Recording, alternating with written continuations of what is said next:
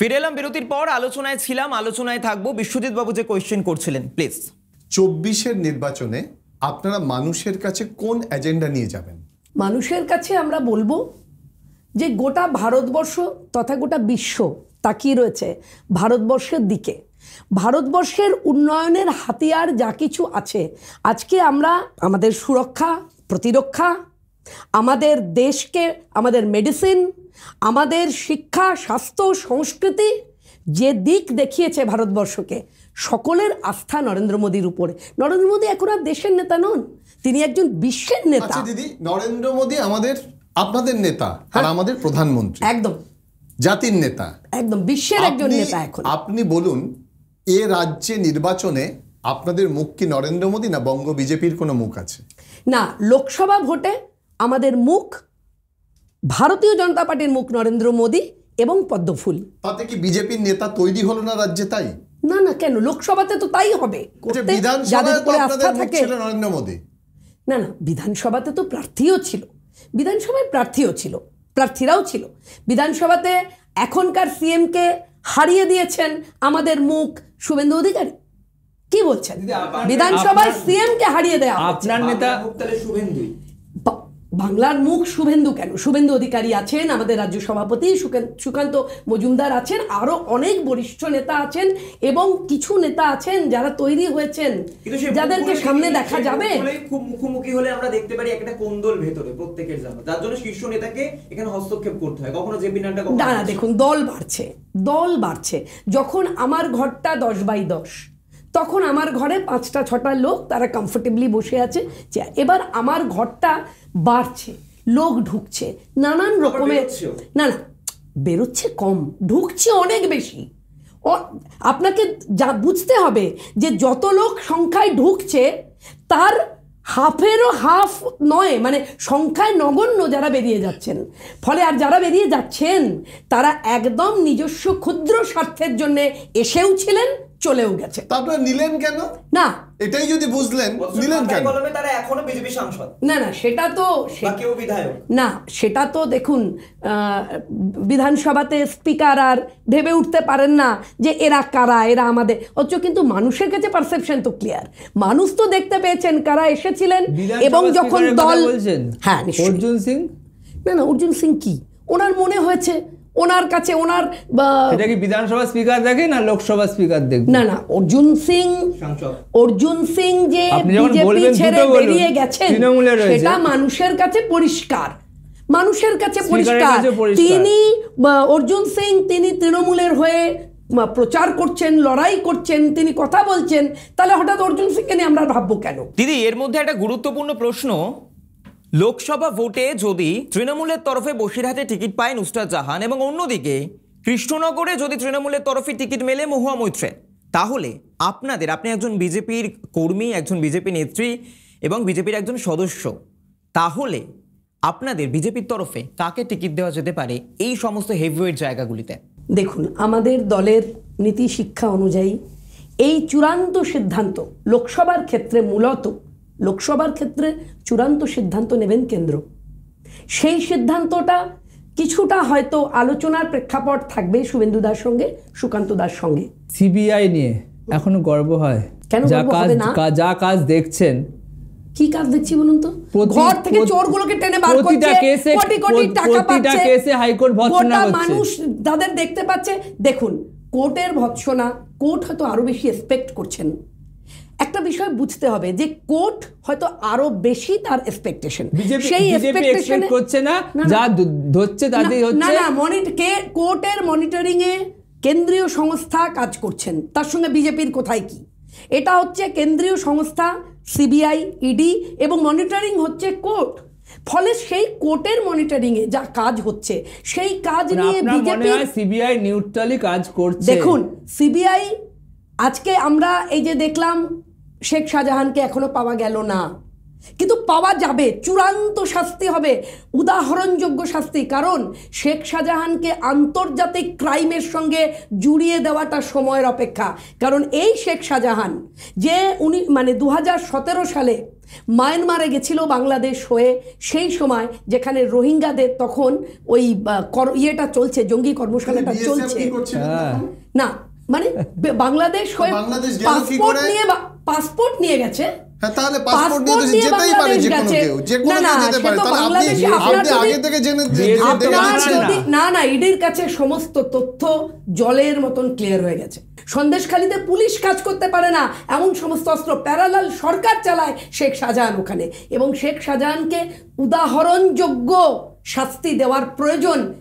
মণিপুরে মোড়ে border, porous border পায়ে হেঁটে পার হয়ে যায়, সেখানে 57,000 অস্ত্র উদ্ধার করলো। সেখানে পুলিশ কি করছিল, বিএসএফ কি করছিল? তো কেন্দ্রীয় বাহিনী। না, পুলিশকে তো কাজ করতে দেয়া হচ্ছে না। আরে এখানে নয়, মণিপুরে। আমি বলছি আপনাকে যে বর্ডার মোড়ে সবথেকে আলোচিত, যে অস্ত্রের সামনে দাঁড় করিয়ে দিচ্ছে, দেখুন যে অস্ত্রের সামনে দাঁড় করিয়ে দিচ্ছে, এটাকে একটা প্যারালাল সরকার চালানোর সামনে রেখে সেই অস্ত্রের সামনে দাঁড়িয়ে কেউ কাজ করতে পারছে না। আর যদি লুকিয়ে অস্ত্র যাতায়াত করে তার দায়কার বিএসএফ কেন পারছে না আটকাতে?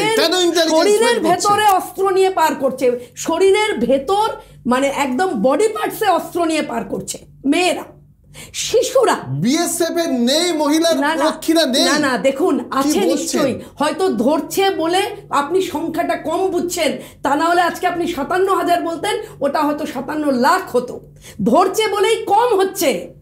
দিদি, এই সমস্ত বিষয় তো প্রশ্ন থাকবেই, তবে সব থেকে গুরুত্বপূর্ণ যে প্রশ্নটা, আপনি একজন অভিনেত্রী, পাশাপাশি বিজেপি নেত্রী, পাশে আপনার প্রথম পরিচয় অভিনয় জগতে, কিন্তু যদিও বহুদিন ক্যামেরার বাইরে রয়েছে আপনার মুখ, ক্যামেরাতে আপনাকে দেখা যাচ্ছে না সেভাবে, টিভির পর্দায় আপনার মুখ সরেছে। এর পেছনে আমরা 2021 সালে দেখেছিলাম যে ইন্ডাস্ট্রিতে অর্থাৎ টলিপাড়ায় একটা বিভাজন হয়েছিল, দল বিভক্ত হয়েছিল, মমতা বন্দ্যোপাধ্যায়ের দিকে কিছুজন এবং বিজেপির দিকে কিছুজন। লোকসভা ভোট আসছে, আবারও ঘর ভাঙবে এ কথা বলাই নিশ্চিত।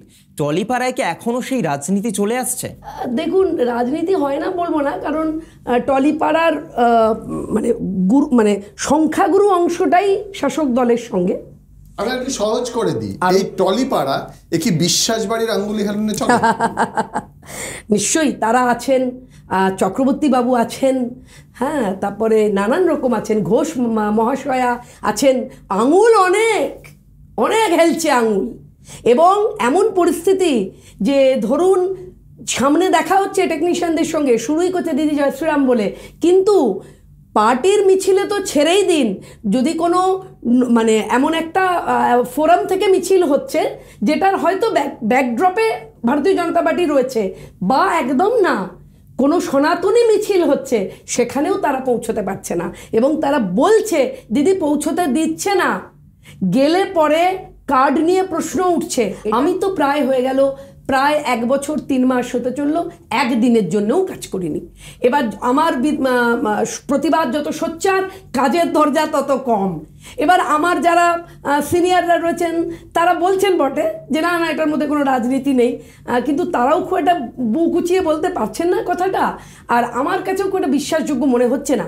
তার কারণ ধরুন আমি প্রায় 25 বছর হয়ে গেল অভিনয় জগতে।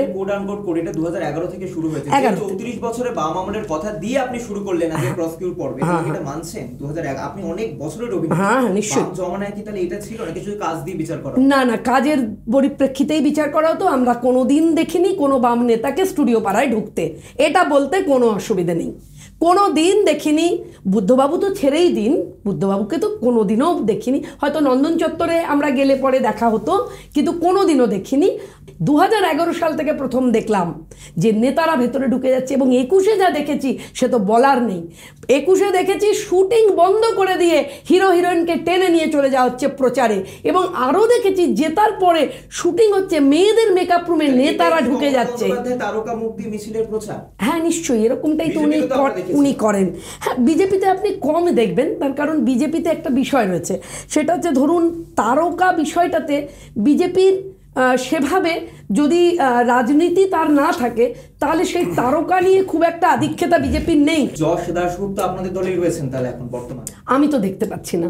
মানে উনি ওনার স্ট্যান্ড পয়েন্ট কোথায় আমি জানি না, যেহেতু জানি না তাই পরিষ্কার বললাম। কিন্তু আমি ওকে মিটিংয়ে মিছিলে কোথাও আমি করেছিলেন জজ দাশগুপ্তের পাশে দাঁড়িয়ে আমাকে কোনোদিন ইডিসি ভাই ডাকবে না। আচ্ছা, না আমি জজকে আমি কোনো মিটিংয়ে মিছিলে দেখতে পাই না, কিন্তু মিটিং মিছিল না করলেও কি কেউ দলে থাকে না? তা তো নয়, দলে সে থাকতেই পারে, ইনঅ্যাক্টিভ কর্মীও তো থাকে, তো ইনঅ্যাক্টিভ কর্মী। ঠিক যেমন মিঠুন চক্রবর্তী। মিঠুন চক্রবর্তী কি মানে অ্যাক্টিভ না ইনঅ্যাক্টিভ? মিঠুন চক্রবর্তীকে নিয়ে কোনো কথাই হবে না, ওরম মাপে না না নিশ্চয়ই, যখন ওনার যখন প্রয়োজন পড়বে, যখন দলের ওনাকে দরকার পড়বে তখন আপনারা নিয়ে আসবেন, আবার দরকার পড়লে সরিয়ে দেবেন। মিঠুনদা একটা ইন্টারন্যাশনাল মুখ, মিঠুনদার, এবং তিনি যে বয়সে আছেন সেই বয়সে কি মিঠুনদাকে দিয়ে আমরা মিছিল করাবো?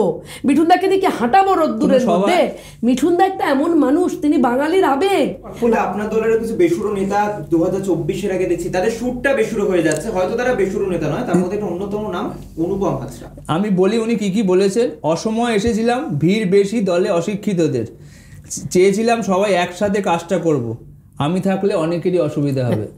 দেখুন, এটা তো একটা মানুষের, একটা ব্যক্তি মানুষের কমপ্লিটলি নিজস্ব মতামত, এটাতে ওনার কথা, আমি বলছি ওনার বলা কথা, তার জন্য দল একটা সিদ্ধান্ত নিয়েছেন। আমার বলা কথা তা যদি দলের হিতে না হয়, সেটা আমার ব্যক্তিগত কথা ততক্ষণ হতে পারে যতক্ষণ আমি শুধুমাত্র একজন ব্যক্তি, তখন আমি যা খুশি তাই বলতে পারি। কিন্তু না না, কেন থাকবে না?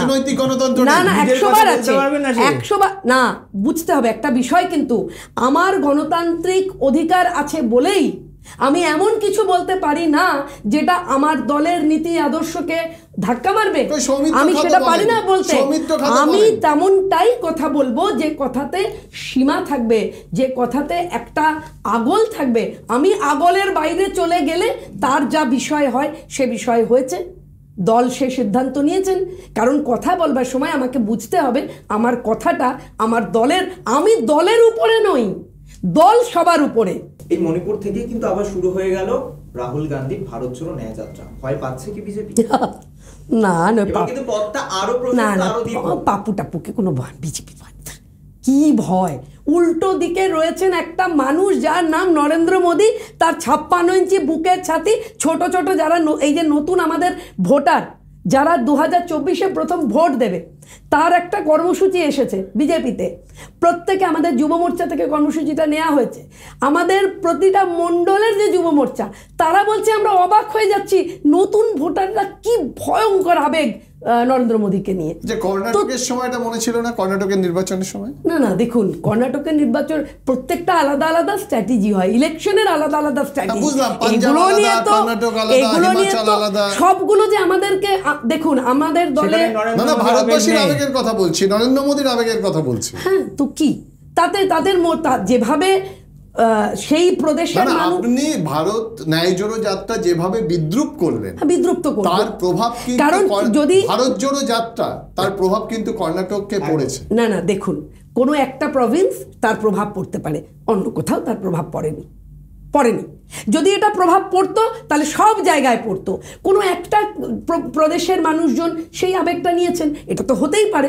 এই যে আপনি যে বললেন যে একটা প্রভিন্স, একটা প্রদেশ কারো আবেগ গ্রহণ করতে পারে, হ্যাঁ, কারোরটা পারে না। পশ্চিমবঙ্গ কি রামের এই আবেগ গ্রহণ করবে? না, করা উচিত। কারণ রঘুবীর পশ্চিমবঙ্গের মাটির, ঠাকুর শ্রী রামকৃষ্ণদেবের রঘুবীর, রানী রাসমণির রঘুবীর, এই রঘুবীর নিয়ে পাঁশকুড়াতে যে মন্দির, 300 বছরের মন্দির, রামের পুজো হয় এবং বিশাল করে সেখানে রাম, লক্ষ্মণ, সীতা, বিভীষণ, হনুমান, তাদের পরপর কে জানতো? কোন মানুষ জানতো এই যে পাঁশকুড়াতে এত বড় একটা পুজো হয়? জানতো না, কিন্তু তারা নীরবে করে চলেছে। 22 জানুয়ারিতে যদি মমতা ব্যানার্জি মিছিল করে তাতে বিজেপির কি অসুবিধা?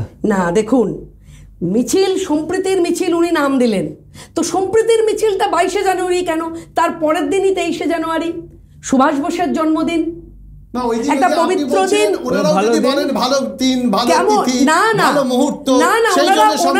মুহূর্ত দেখে করেননি, ওনারা দেখেছেন গোটা পশ্চিমবঙ্গ জুড়ে জ্বর চলছে, লহর উঠেছে একটা রামের আবেগ, সেইটাকে কি করে প্রতিহত? আরে সবাই জয় শ্রীরাম বললে পরে তো সবাই তাহলে বিজেপি হয়ে গেল। এটা একটা মানুষের বিকার, একটা মানুষের, আজকে শুভেন্দুদা বলেছেন সোডিয়াম পটাশিয়াম ইমব্যালেন্সড, তা না হলে পরে ওই দিনটাতে উনিও তো একজন হিন্দু। পশ্চিমবঙ্গে তাহলে শুভেন্দু অধিকারী এবং মমতা বন্দ্যোপাধ্যায় দুজনেরই সফট টার্গেট হিন্দু ভোট। না দেখুন, শুভেন্দু অধিকারী পরিষ্কার বলেছেন উনি শুভেন্দু অধিকারী কোর্টের কাছে আর্জি জানিয়েছিলেন। কি আর্জি জানিয়েছিলেন? তার মনে হয়েছিল একটা শঙ্কা, কারণ সম্প্রীতির মিছিল বলে কোনো একটি সংখ্যার মানুষকে যাদের উনি আঁচলের তলায় রাখেন সেই 30% ভোটকে তিনি অ্যাকুমুলেট করবার জন্যে পার্ক সার্কাস ময়দানে মিছিলগুলো এসে থামবে। একটা রাজনৈতিক ব্যক্তিত্ব, সে এই শঙ্কা তার হবেই যে কোনো রকম যেন ঝামেলা না হয়, কোনো রকম যেন রক্তপাত না হয়। এটা একটা মানুষের অনুভব, এটা একটা মানুষের তার সমস্ত কার্যকর্তার প্রতি বা পশ্চিমবঙ্গের সমস্ত মানুষের প্রতি তার ভালোবাসা, তার দায়বদ্ধতা। শেষ করবো একদম শেষ একটা ছোট্ট প্রশ্ন দিয়ে। শুনেছি রাম মন্দিরের জন্য শাহরুখ খান ডোনেশন দিয়েছেন। দেখুন, আপনি কি শুনেছেন আমি তো জানি না, টাকায় দোষ নেই। আমি তা বলছি না। আপনি কি শুনেছেন আমি জানি না। শাহরুখ খান তিরুপতিতে কি দেন কিংবা আজমির শরীফে কি দেন সেটাও আমরা জানি না, কিন্তু একজন অভিনেতা যিনি অত্যন্ত ধনী ব্যক্তি, তার যদি মনে বললেন না আমি 100 বার বলবো, আমি 100 বার বলবো, 1000 বার বলবো, পশ্চিমবঙ্গের 30%কে আগলে রাখতে গোটা 70%-এর প্রতি মাননীয় মুখ্যমন্ত্রী এবং এই পিসি ভাইপোর লিমিটেড কোম্পানির যে সরকার গড়েছেন সেই সরকারের দ্বারা এই 70% মানুষ অবহেলিত। তাই গোটা পশ্চিমবঙ্গের মানুষকে আজ 20 তারিখ দাঁড়িয়ে 22শে জানুয়ারির জন্য বলবো জয় শ্রীরাম, সকলে ভালো থাকুন, মঙ্গল হোক আপনাদের। একেবারে অনেক ধন্যবাদ দিদি। অর্থাৎ একেবারেই দিদিও যে কথা বললেন, কেন্দ্রীয় স্বরাষ্ট্রমন্ত্রী অমিত শাহ যে 35-এর টার্গেট বেঁধে দিয়ে গিয়েছেন সেই 35টা টপকাবে অবশ্যই বঙ্গ বিজেপি। এবং তার পাশাপাশি রাম মন্দিরের প্রতিষ্ঠার পর দিদি যেমনটা শুরুতেই বললেন, বিপুল সংখ্যক আসন নিয়ে বিপুল গড়ে একেবারে প্রধানমন্ত্রী নরেন্দ্র মোদী আবার ফের প্রধানমন্ত্রীর পদেই থাকছে, নরেন্দ্র মোদী আবারও প্রধানমন্ত্রী হবেন এই আশাও রাখছে কিন্তু বঙ্গ বিজেপি নেতৃত্ব। এবং রাম কিন্তু শুধুমাত্র হিন্দুদের নয়, রাম সকলের। দিদিকে অনেক ধন্যবাদ আজকে ক্রসকিউর পর্বে আমাদের সঙ্গে থাকার জন্য। বিশ্বজিৎবাবু আপনাকেও ধন্যবাদ, অতনুদা তোমাকেও ধন্যবাদ এবং আপনাদেরকেও ধন্যবাদ। তবে আবারও দেখা হবে আগামী পর্বে ক্রসকিউর অন্য কোনো পর্ব নিয়ে। ততক্ষণ ভালো থাকুন, সুস্থ থাকুন। নমস্কার, শুভরাত্রি।